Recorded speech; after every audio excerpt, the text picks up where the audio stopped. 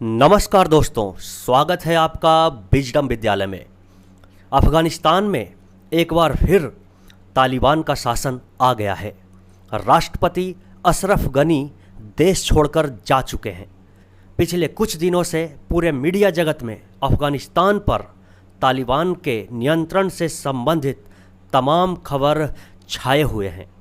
इस वीडियो में हम जानने का प्रयास करेंगे कि अफ़गानिस्तान में तालिबान के शासन के आ जाने पर भारत सहित उसके पड़ोसी देशों और विभिन्न देशों पर क्या असर पड़ेगा। यह जानकारी विभिन्न समाचार पत्रों एवं मीडिया रिपोर्ट्स के आधार पर जुटाए गए हैं। दोस्तों, अफ़गानिस्तान के 7 पड़ोसी देश हैं: Pakistan, Iran, Turkmenistan, Uzbekistan, Tajikistan, चीन और भारत। अगर पाकिस्तान की बात करें तो अफ़गानिस्तान के पड़ोसी देशों में पाकिस्तान इकलौता देश है जो वहाँ तालिबान की हुकूमत से बहुत ज़्यादा खुश है। हाल ही में राष्ट्रपति अशरफ गनी और पाकिस्तान के प्रधानमंत्री इमरान खान के बीच ताशकंद में खुली बहस हो गई थी। तब तालिबान ने पाकिस्तान को अपना एक अच्छा पड़ोसी देश बताया था। लेकिन अफ़गानिस्तान में जिस तालिबान की जीत पर पाकिस्तान खुश है, उसे वह रुला भी सकता है। पाकिस्तान के लिए यह कहा जा सकता है कि तालिबान की जीत एक शॉर्ट टर्म जियोपॉलिटिकल विक्ट्री है, लेकिन लॉन्ग टर्म में पाकिस्तान पर नकारात्मक असर डाल सकती है।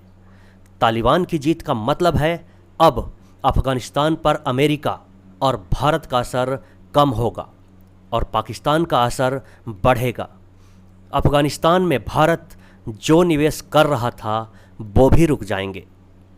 अफ़गानिस्तान पर असर बढ़ने से इस क्षेत्र में पाकिस्तान को एक स्ट्रेटेजिक बढ़त मिलेगी। पाकिस्तान को हमेशा ये डर लगा रहता था कि भारत उसे 2 तरफ से घेर रहा है, एक तो अफ़गानिस्तान से और दूसरा भारत से।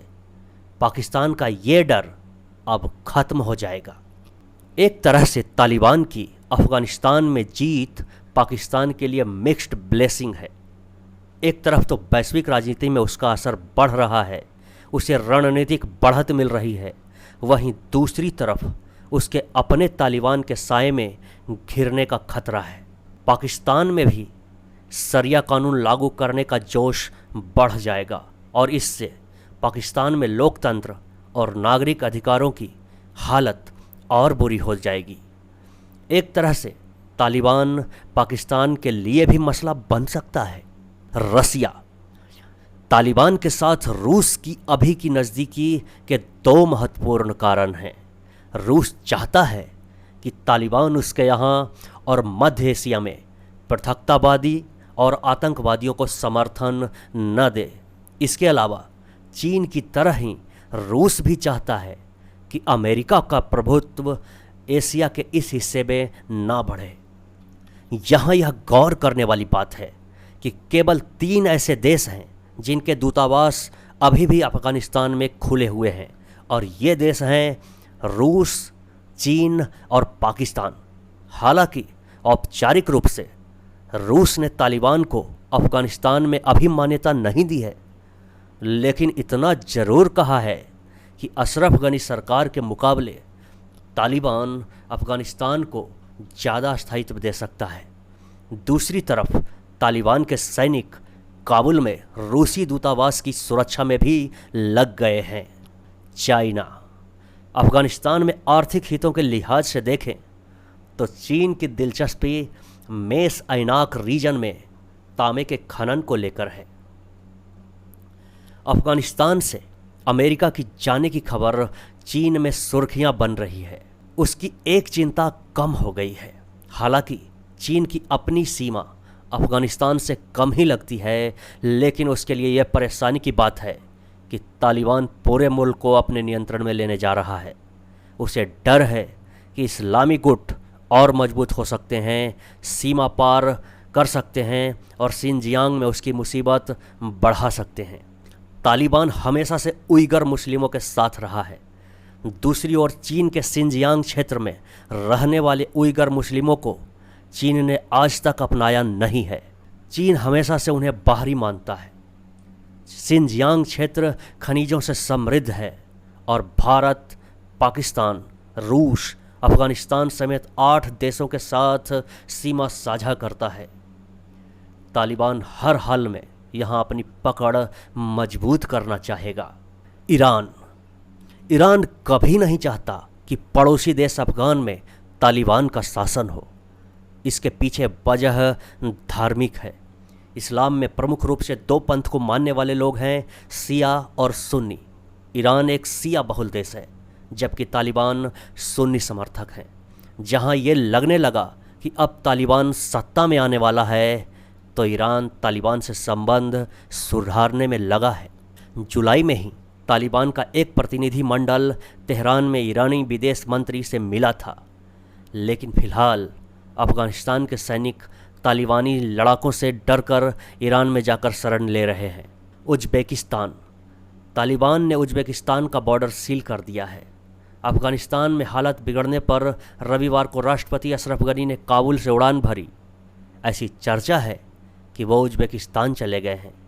इससे पहले भी जुलाई में अफगान सैनिक भागकर उज़्बेकिस्तान गए थे।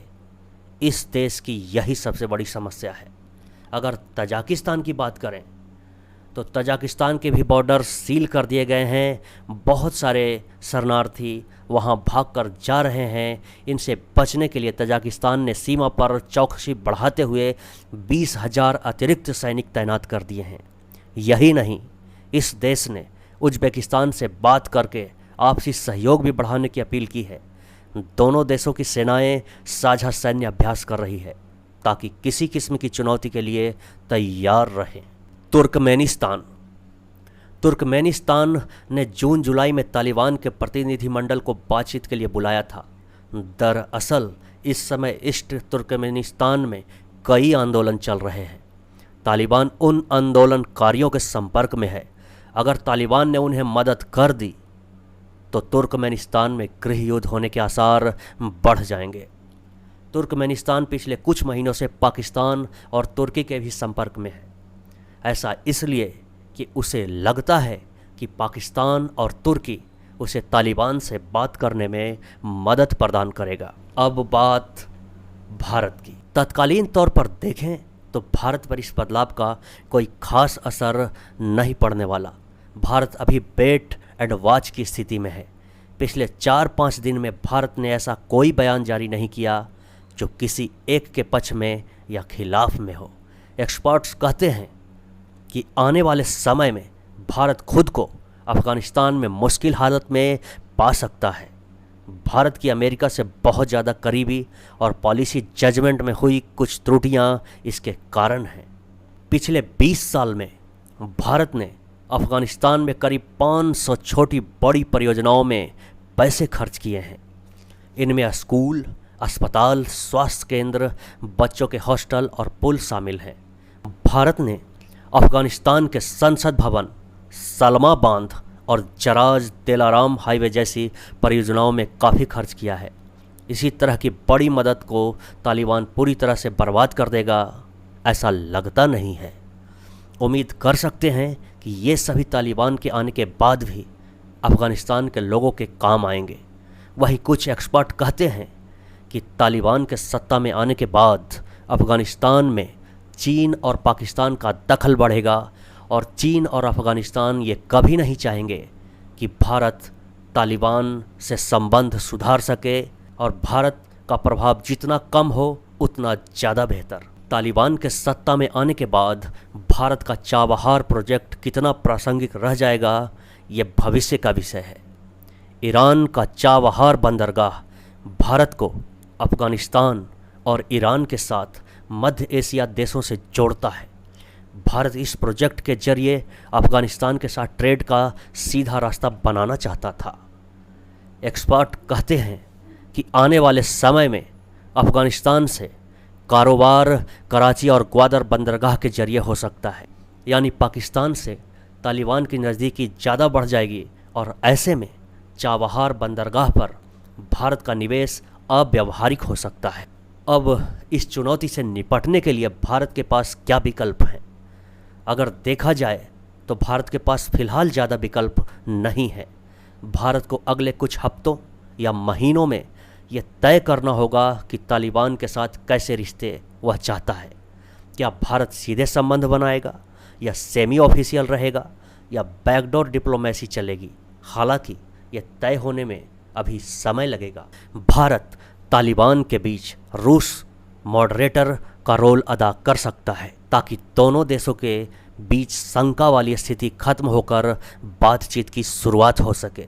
ऐसा इसलिए क्योंकि रूस कभी नहीं चाहेगा कि भारत अफगानिस्तान के मुद्दे पर पूरी तरह से अमेरिका के खेमे में चला जाए। दोस्तों, आपको यह जानकारी कैसी लगी कमेंट करके ज़रूर बताइए। आप चाहें तो अपनी राय भी रख सकते हैं। मिलते हैं नई जानकारी के साथ किसी नए वीडियो में। तब तक के लिए नमस्कार, जय हिंद।